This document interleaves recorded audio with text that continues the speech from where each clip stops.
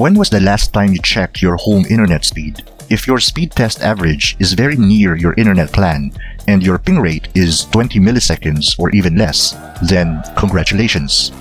Your internet service provider is really giving you the speed you are paying for. For example, I am subscribed to a 25 Mbps fiber optic plan, and I for one can say that my internet connection is very good. I'm getting what I'm paying for. However, why is it from time to time, despite superb speed test results, your internet connection becomes erratic? It seems that there are certain moments that it just decides to speed up, then slow down. Speed up, then slow down. Speed up again, then totally disconnects you. Speed is only half of what determines a good or bad internet connection. The other half has something to do with reliability. I mean, what good is it to have a speed of 50, 100, 200, or even 500 Mbps if your internet connection is intermittent? Isn't it frustrating while binge watching on Netflix, it suddenly starts to buffer just when you got to the good part? Or when a horde of zombies is clawing towards you and your game controls freeze, leaving your hero defenseless? Or to catch up on Facebook only to see a bunch of image placeholders and broken links from your friends' posts?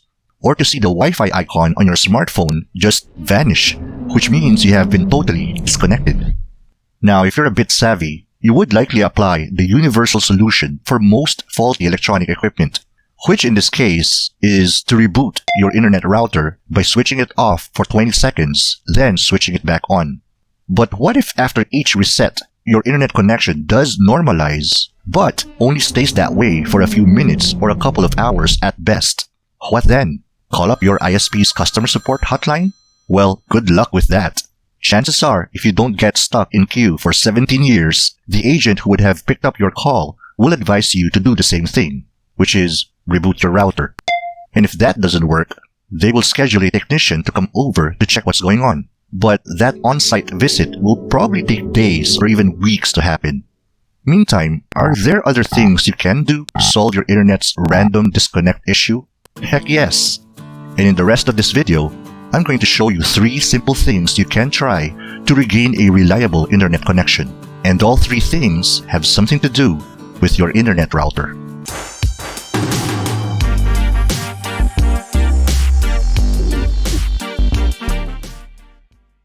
A little caveat, this video is non-technical, so I'm not even going to explain DHCP servers, IP addresses, ask you to reconfigure your router settings, nor even make you climb a ladder to inspect your internet cables. No, I'm just going to offer you quick and practical solutions that might even end up fixing your problem permanently.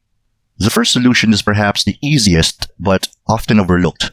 Keep your router away from any wireless interference. Don't place it close to anything that gives off radio frequency noise like a microwave oven, cordless phone, or even a baby monitor. These can slow down or even disconnect your network. There are also materials and equipment that can block Wi-Fi signals like aluminum foil, steel or glass baking pans, plastic, and even large containers filled with water. Also, make sure that you place your router on top of a clutter-free stand or mount it on a wall very near the center of your home, so its radius of coverage is distributed evenly all around. The second solution is taking advantage of your router's antennas. They are not there just for display, you know. Modern routers come with 2 or more movable Wi-Fi antennas. Simply angle those antennas to the general direction, such as towards the bedrooms or the living room where you would normally be using your devices. In my case, I'm pointing one antenna towards the hallway at the back where the bedrooms are, and the other antenna towards my home office. If you have a Wi-Fi booster or repeater installed somewhere in your home, point an antenna towards it. A Wi-Fi signal booster extends Wi-Fi network coverage space by amplifying existing signals. Check out my previous video on how to install one via the info card on top or the link in the description below. Now, doing the simple step of pointing your antennas in the right direction will considerably improve the quality of your internet connection. The third solution is something we have experienced recently ourselves. Just like any machine that consumes power, the parts inside the router generate heat. And when it goes above its normal operating temperature, especially during hot and humid days in summer, all sorts of symptoms begin to show. and random dropping of internet connections are the most common symptom of an overheated router.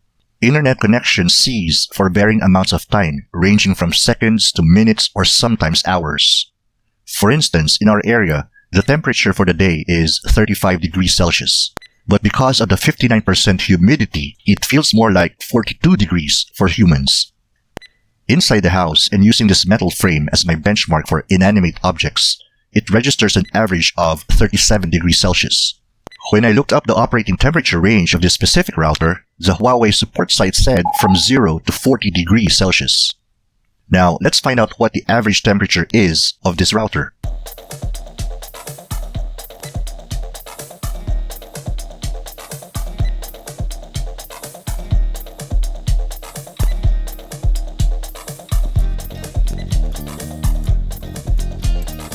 So after 9 readings, we get an average of 41.34 degrees Celsius. So clearly, it's 1.34 past its temperature threshold.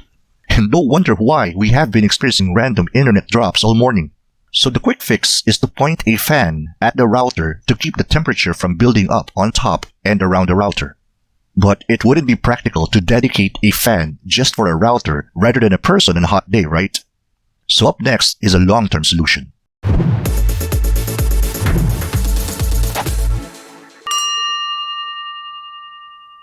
I purchased this USB-powered laptop cooling pad online for 350 pesos, and I'm repurposing it to be a router cooling pad.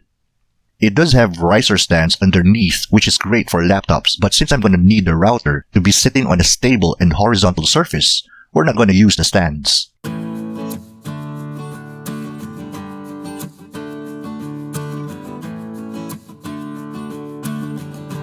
Okay, let me just plug in the cooling pad to a power source.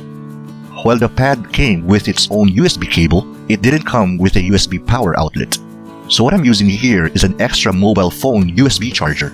Now, don't expect a cooling pad to blow air as strong as an electric fan. Its function is to move hot air away from the device on top of it in a consistent, silent, and efficient manner. Now, some people would complain that the air blown from a cooling pad is very negligible to none. This is because, like the way I initially set this up, there's no space between the pad and the table. In other words, there's not enough room for the cooling pad blades to suck in air from underneath to blow it out above. The trick is to raise the pad from the table surface to create ample clearance. You can use wood or even 4 pieces of plastic caps from soda or water bottles. In this case, what I'm using is excess wood from a trellis I built for my wife for her cherry tomatoes. After this video, check out the links below how I built a self-watering raised planter box for those cherry tomatoes. Since the cooling pad is elevated, there is now sufficient air from below that can be sucked in and blown out to the router on top.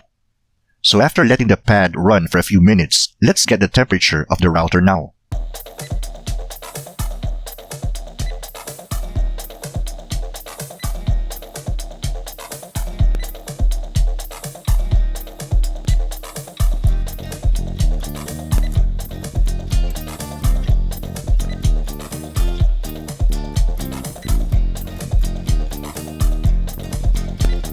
After 9 readings, we get an average of 39.47 degrees Celsius.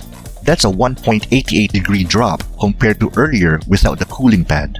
But more importantly, 39.47 degrees Celsius is now within the normal operating range for this router. So in effect, we should be experiencing less to no internet drops the rest of the day and the days to come. Considering the very hot summer we're in, I'd say that this is a cool win.